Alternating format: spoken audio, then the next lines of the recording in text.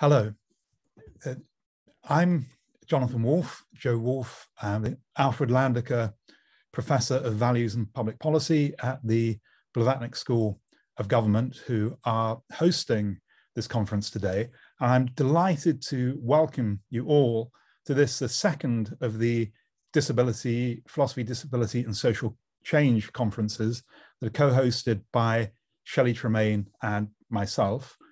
Shelley has put an incredible program together for us yet again, this time over 4 days rather than the mere 3 days of last year. And this really promises to be a very exciting and important event.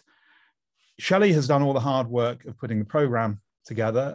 The school, the Blavatnik School, audiovisual team, events team, communications team has done the work of putting the infrastructure together that has allowed the conference to take place.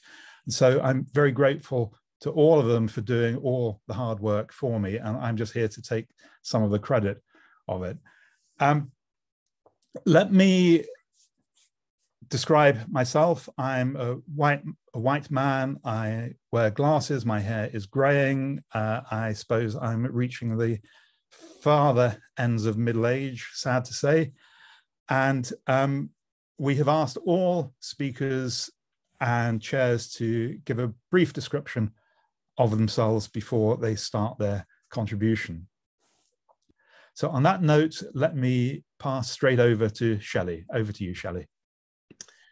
Thank you. Hello, everyone. I too want to welcome everyone who has joined us on this first day of Philosophy, Disability, and Social Change 2, the exciting second edition of the path-breaking conference of critical philosophical work on disability by disabled philosophers and their allies. As Jonathan indicated, I'm Shelley Tremaine. My pronouns are she, they. I'm a white settler with short hair, and I'm wearing large black glasses. Before I introduce this remarkable event, I want to acknowledge that the land from which I'm joining this conference is the traditional territory of the Haudenosaunee and Anishinaabe, covered by the Upper Canada Treaties and directly adjacent to Haldimand Treaty territory. On behalf of the organizers and participants of Philosophy, Disability, and Social Change 2, I want to humbly offer the teachings of this conference with respect for and in solidarity with Indigenous peoples of Turtle Island and other colonized settler states.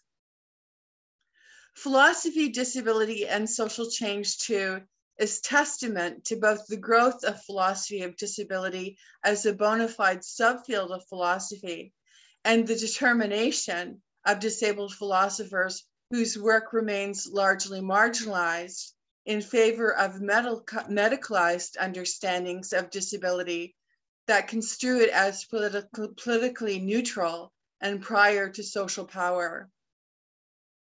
When I first began to write and talk about philosophy of disability as a distinct subfield, I never imagined that this day would come, nor that it would take so long and so much struggle for this day to come.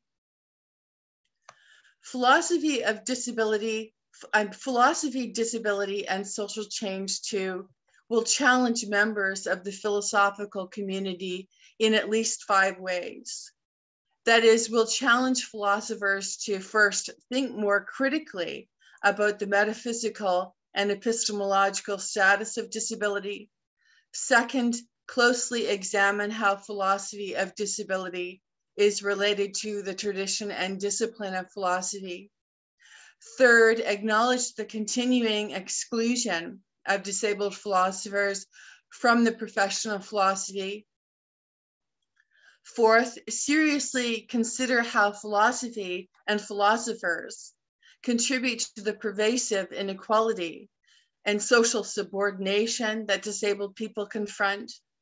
And fifth and finally, Philosophy, Disability, and Social Change 2 will challenge philosophers to develop practices and mechanisms designed to transform the current professional and institutional position of disabled philosophers in particular, and the economic, political, and social position of disabled people more generally.